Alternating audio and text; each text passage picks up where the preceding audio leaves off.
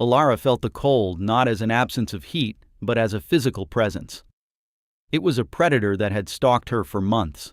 First, from the corners of sterile hospital rooms, where the scent of antiseptic did little to mask the smell of decay, and then from the hollow spaces in the house that had once been filled with her husband's booming laughter.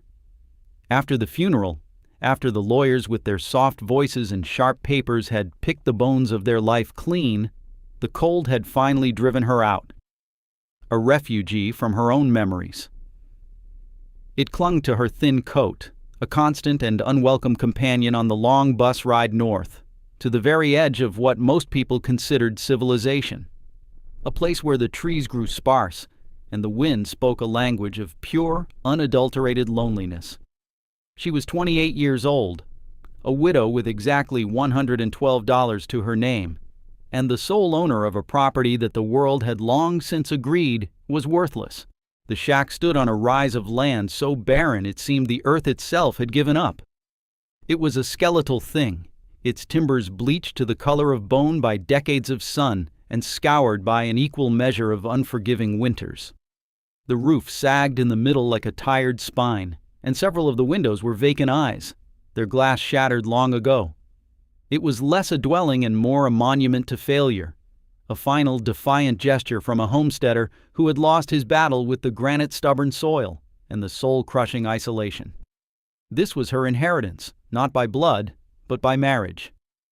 It was the last forgotten scrap of her husband's family holdings, a piece of land so undesirable that it had not even been worth the legal fees to sell.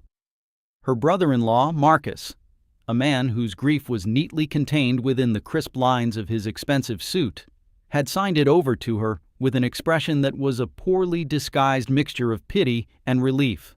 She remembered his words, spoken over the phone as she stood in a bus station shivering, the deed a flimsy piece of paper in her trembling hand. "It's yours, Alara, free and clear. A place to get on your feet." The words were meant to sound generous, but she heard the subtext clearly. It was a place to disappear, a place to take her inconvenient sorrow and her even more inconvenient poverty where it would not trouble his manicured life. He had described it as rustic, a charming fixer-upper for someone with grit. The reality, as she stood before it with a single duffel bag at her feet, was that it was a ruin. The wind, already carrying the first sharp bite of autumn, moved through the gaps in the walls with a low, mournful whistle, a sound that seemed to mock the very idea of shelter. The air smelled of frost and damp, decaying wood. Inside was no better. The floorboards, warped and gray, groaned under her weight. Dust motes, thick as summer insects, danced in the weak shafts of light that pierced the gloom. A rusted wood stove stood in one corner, its pipe askew, a silent testament to countless failed attempts at warmth. A single rickety chair was the only piece of furniture left, everything else having been scavenged or having rotted away into nothing. She dropped her bag and sank onto the chair, the wood creaking in protest. Despair, a familiar and heavy cloak, settled over her shoulders. This was not a new beginning. This was an end. It was a place to come and quietly freeze, to let the coming winter do what the grief had not yet managed. She closed her eyes, listening to the house argue with the wind, and for the first time in a long time, she did not fight the wave of exhaustion that threatened to pull her under. She simply let it come. Days bled into a week, a blur of grim, mechanical survival. She spent most of her meager savings at the small general store in the town a few miles down the road. The proprietor, a man named Silas with kind eyes and hands calloused from a lifetime of practical work, sold her flour, salt, dried beans, lamp oil, and thick plastic sheeting to staple over the broken windows. He looked at her, a lone woman buying survival rations with a face still shadowed by loss, and he did not ask questions. His was a professional courtesy, born of living in a place where people's histories were often best left undisturbed. Yet she saw the same pity in his gaze that she had seen in Marcus's, a quiet assessment that she was not long for this world. The other townsfolk, when they saw her, offered tight, sympathetic smiles, and then turned away to whisper among themselves about the poor widow from downstate who had taken up residence in the old Miller place. They all knew the story of that land. They knew it was a place where things went to die: crops, livestock, and hope. The first real cold snap arrived without ceremony. One morning the world was painted in the melancholy golds and reds of autumn. The next, it was etched in silver frost. The cold in the shack became an active, malevolent force. It seeped through the plastic-covered windows, crept up through the floorboards, and descended from the sagging roof. She wore every layer of clothing she owned and still shivered, her breath pluming in front of her face. Even when she was huddled next to the small, inefficient fire she managed to coax from the rusty stove. The fire consumed the deadfall she gathered at a terrifying rate, and she knew with a certainty that chilled her more than the air that she did not have the strength or the supply to outlast the winter. It was on the third night of this penetrating cold, as she sat on the floor, her back against the legs of the lone chair, trying to absorb some phantom warmth from the dying embers, that she felt it. It was not a sound, and it was not a tremor. It was a sensation, subtle and easily dismissed. A current of air, infinitesimally warmer than the glacial stillness of the room, brushed against her ankles. She frowned, pulling her thin blanket tighter. A draft, of course. The house was more hole than wall. But this was different. The other drafts were sharp and biting, tiny daggers of ice that found the gaps in her clothing. This one was soft, gentle. It felt alive. It was not warm in the way a fire is warm, but it was distinctly not the deathly cold of the surrounding air. It was the temperature of living breath, of turned earth in the springtime. Curiosity, an emotion she had thought long dead, stirred within her. She got onto her hands and knees, the floorboards protesting with a series of sharp cracks. She lowered her cheek to the floor, her skin instantly recoiling from the icy wood. She moved slowly, like an animal tracking a scent, following the strange, invisible current. It led her to a spot near the center of the single room, where one of the floorboards was slightly warped. Its edge lifted a fraction of an inch from its neighbor. She pressed her fingers into the gap. There it was again, stronger this time. A steady, gentle exhalation from below. It carried a faint, loamy smell, the scent of deep earth, damp stone, and something else, something green and vital. A memory, distant and hazy, surfaced in her mind. She was a small girl sitting in her grandmother's kitchen, the air thick with the smell of canning tomatoes and beeswax. Her grandmother, a woman whose hands were as wrinkled and wise as a map of an ancient land, was telling her stories, not fairy tales, but earth tales. Stories of how to read the land, how to listen to the wind, how to understand the silent language of the seasons. She had spoken of winter cellars and earth breath. Most folks just dig a hole and call it a root cellar, she'd said, her voice a low, melodic hum. But the old ones, they knew how to find the places where the earth breathes warm all winter. Places where the deep springs run close to the surface, keeping the frost at bay. Find a spot like that, she'd whispered, her eyes twinkling, and you can grow summer flowers in the heart of a blizzard. At the time, it had sounded like magic. Now, huddled in a dying house on the edge of nowhere, it sounded like salvation. A frantic energy seized her, a powerful antidote to the creeping lethargy of despair. Hope, fierce and desperate, surged through her veins. She scrambled to her feet, her eyes scanning the dim room for a tool. A crowbar. She needed a crowbar.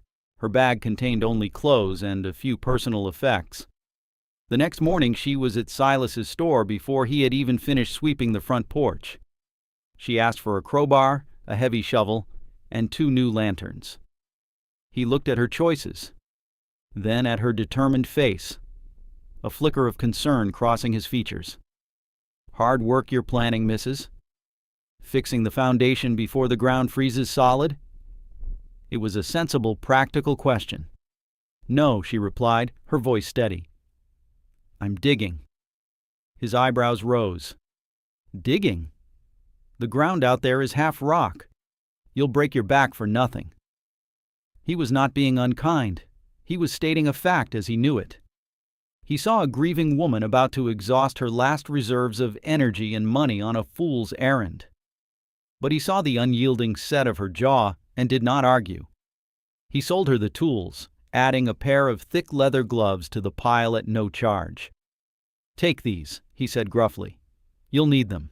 It was a small act of kindness that felt monumental. It was the first gesture of human connection she had felt in months that was not steeped in pity. Back in the shack, she attacked the floorboards with a feverish intensity. The old wood groaned and splintered. But finally, with a scream of rusted nails, the first board came free. She peered into the darkness below. The crawlspace was shallow, no more than 2 feet deep, littered with stones and the debris of a century. The warm, earthy smell was much stronger now, a living presence in the cold air. She lit one of the new lanterns, the yellow light casting flickering shadows, and lowered it into the opening. The source of the warmth was not immediately obvious. It seemed to emanate from the ground itself, a general, pervasive lack of chill. She pried up another board and then another, until she had created an opening large enough to lower herself into. The work was brutal. The ground was a stubborn mixture of compacted soil and stone, and the low clearance forced her to work on her hands and knees, swinging a small handpick and shoveling the loosened earth into a bucket, which she would then haul up and dump outside. Every muscle in her body screamed in protest. Her hands, even protected by Silas's gloves, were quickly blistered and raw. The dust filled her lungs, and the damp chill of the earth seeped into her bones, a stark contrast to the faint warmth she was chasing. There were moments, many of them, when she would collapse back onto the main floor, her body trembling with exhaustion, and think that the town was right, that Marcus was right, that she was a fool, a madwoman digging her own grave in the frozen dirt. But then she would feel it again, the gentle, persistent current of air, a promise of life from the deep earth. And she would remember her grandmother's voice, a whisper of ancient wisdom against the loud, jeering chorus of doubt. So she would light the second lantern, eat a meager meal of beans, and descend once more into her hole. She dug with a methodical rhythm, losing track of time, the world shrinking to the small circle of lantern light, the scrape of her shovel, and the steady beat of her own heart. The pile of excavated earth outside the shack grew from a small mound into a significant hill, a dark scar on the frosty landscape. About a week into her excavation, Marcus arrived. He drove a large, dark car that looked alien and obscene against the stark backdrop of the wilderness. He stepped out, his city shoes crunching on the gravel she had inadvertently created, his face a mask of patronizing concern. "Alara, I was worried. Haven't heard from you." He peered into the shack, his eyes widening at the gaping hole in the floor. "Good Lord, what is this? Are you tearing the place down?" "I'm improving it," she said, her voice flat. She was covered in dirt, her hair matted with sweat and grime, and she knew what he must see. A woman who had finally and completely succumbed to her grief. He let out a short, incredulous laugh. "Improving it? Alara, this is madness. You're digging a hole in the floor of a collapsing shack. What on earth for?" "A cellar," she said simply, not bothering to explain the nuances of her plan. He would not understand.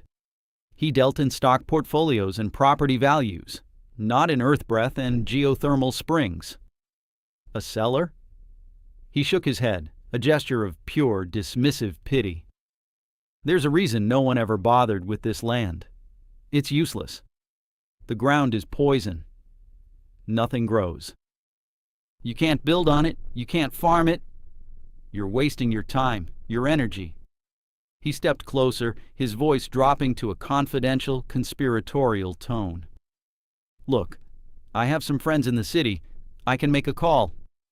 There's a nice facility. A quiet place where you can rest. Get the help you need. We can sell this wreck. Cut our losses. The offer, couched in the language of care, was an insult of the highest order. He wanted to have her committed. He wanted to wash his hands of her. The inconvenient, dirt-streaked reminder of his brother's less pragmatic life. A cold, hard anger, an emotion she had not felt since her husband's diagnosis, solidified in her chest. "Thank you, Marcus," she said, her voice dangerously quiet. "But I am exactly where I need to be. Now, if you'll excuse me, I have work to do." She turned her back on him and lowered herself back into the hole, pointedly ignoring him. He stood there for a moment, sputtering, before getting back into his warm, clean car and driving away, leaving behind only the scent of his expensive cologne and the lingering sting of his contempt. His visit, intended to break her spirit, had the opposite effect. It hardened her resolve. His mockery was fuel. The town's whispers were a wind at her back. She worked with a renewed ferocity, driven by a desperate need to prove them all wrong, but more than that, to prove to herself that she was not mad, that the whisper of wisdom she was following was real. She dug deeper. The 2-foot crawl space became a 3-foot pit, then 4 feet. The work became easier as she descended. The soil was looser here, less choked with rock. The warmth became more pronounced, the air more humid. One evening, as she was clearing a section of earth, her shovel struck something that was not stone. It made a dull, wet thud. She cleared the dirt away with her hands, her heart pounding. It was a layer of dark, dense clay, cool and damp to the touch. As she dug around it, she found that it wasn't a solid barrier. It was a seal. With a final grunt of effort, she broke through. A rush of warm, moist air, smelling richly of minerals and clean water, washed over her. She had found it. The source. She lowered the lantern. Below the clay layer, a small fissure in the bedrock was weeping water. It wasn't a gushing spring, but a slow, steady trickle of water that was discernibly warm to the touch. The water pooled in a small basin of rock before being absorbed back into the earth, but the heat it released was enough to transform the space around it. It was her grandmother's story made real, a place where the deep earth exhaled its warmth. The discovery changed everything. The project was no longer a desperate gamble. It was an engineering problem. She expanded the hole, digging outward, creating a space about 10 feet by 12 feet, and deepening it to a height where she could stand upright. The work was still exhausting, but it was now imbued with purpose. She used the flat stones she unearthed to line the walls, creating a crude but sturdy retaining structure. She built a set of rough-hewn steps leading down from the opening in the floor. Silas, at the general store, watched her purchases with growing curiosity.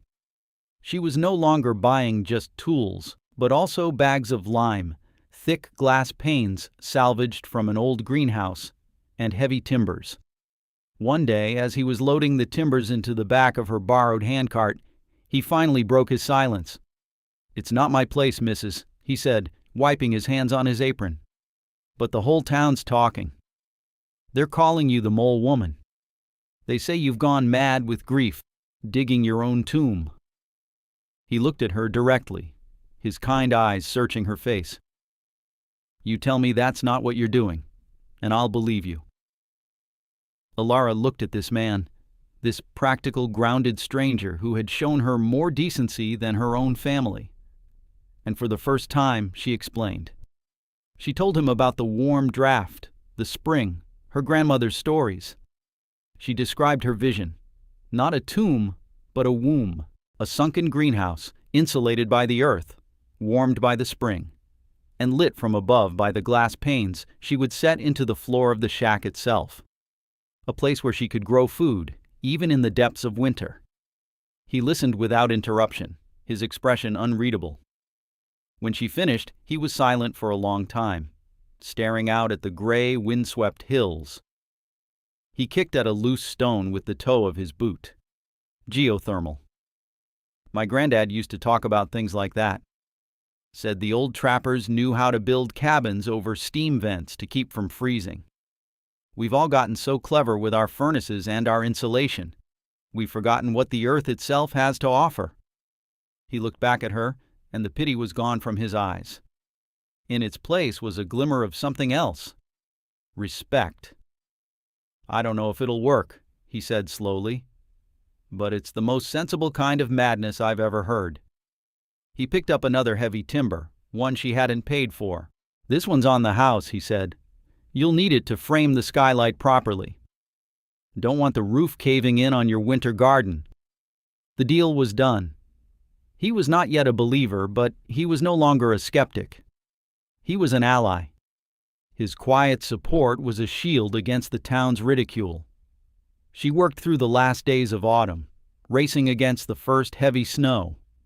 With Silas's advice, she built a sturdy frame in the floor, setting the glass panes into it and sealing them with pitch.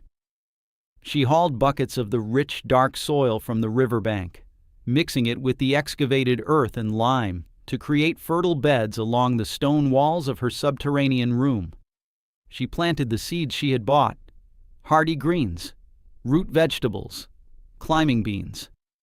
The space was transformed. Lit by the lanterns and the diffuse light from the glass panes above, it was a secret, hidden world of warmth and life. As the first snowflakes began to drift down from a sky the color of old pewter, Alara stood in her sunken garden, the warm, humid air on her face, and felt a profound sense of peace. She was ready. The winter arrived not as a gentle guest, but as a conquering army. The snow began falling and did not stop for 3 days. It was a blizzard of historic proportions, the kind the old-timers would later call the White Death of '78. The wind howled like a hungry wolf, sculpting the snow into massive drifts that buried fences, swallowed cars, and sealed people inside their homes. The power lines, heavy with ice, snapped with a sound like rifle shots, plunging the entire region into a cold, primitive darkness. The temperature plummeted to 30 below zero, and then 40. It was a cold that killed. It froze pipes solid, it seeped through the most modern insulation, and it made every breath a painful, crystalline act. In the town there was a growing sense of panic. People's woodpiles, meant to last a season, were dwindling at an alarming rate. The shelves of the few pantries that were well stocked began to look bare. Livestock, trapped in unheated barns, began to freeze to death. It was a brutal, elemental siege, and the flimsy fortifications of modern life were crumbling with each passing hour. Marcus, in his large, well-appointed house on the other side of town, had at first been smug. He had a generator, a full pantry, a state-of-the-art furnace. But the generator eventually ran out of fuel, and the furnace, a complex electronic beast, was no match for a cold that could freeze diesel in the lines. His house, for all its architectural splendor, became a beautiful, expensive icebox. Up on the barren rise, Alara's shack was almost completely buried, a mere lump in the white, windswept landscape. From the outside, it looked like a tomb, just as the townsfolk had predicted. But inside, life went on. The shack itself was frigid, a shell of ice-reamed wood. But the cold did not penetrate the earth. Down the rough-hewn steps, in her sunken garden, it was 55 degrees. The air was soft and humid, carrying the scent of damp soil and growing things. The small, warm spring trickled faithfully from the rock, its gentle heat radiating through the stone walls. The glass panes in the floor were covered by a thick blanket of snow, which acted as a perfect insulator, trapping the warmth below while casting the garden in a soft, ethereal glow. Her greens were thriving, the bean tendrils climbing their trellises. She had a steady supply of fresh water from the spring, and a larder of root vegetables already maturing in the rich soil. The roar of the blizzard above was a distant, muffled whisper. She was safe. She was warm. She was fed. After 4 days of the unrelenting storm, Marcus was desperate. His food was running low and the cold in his house was becoming life-threatening. His arrogance had been stripped away, leaving only a raw, primal fear. He bundled himself in every layer he owned and set out for Silas's store, battling through chest-high drifts. His only thought to find shelter, help, anything. He found Silas huddled in the back of his store, which was nearly as cold as the outdoors, burning broken furniture in a small pot-bellied stove to stay alive. "We're not going to make it," Marcus stammered, his words chattering through frozen lips. "The roads are impassable. No one is coming." Silas looked at the man, his face gaunt with fear, and a thought occurred to him. A memory of a conversation about geothermal springs and sensible madness. The mole woman. It was a long shot, a ridiculous, desperate idea, but it was better than freezing to death where they sat. "We should check on her," he said, his voice a rough croak. "On your sister-in-law?" Marcus stared at him as if he had lost his mind. "Alara, she's dead. She has to be. That shack is a tinderbox. She would have frozen on the first night." "Maybe," Silas conceded. "And maybe not." He stood up, his joints cracking in the cold. "It's better than waiting here to die." Their journey to the shack was a brutal, hour-long struggle against the wind and the snow. They were exhausted and half-frozen by the time they reached the rise. The sight that greeted them confirmed Marcus's darkest assumptions.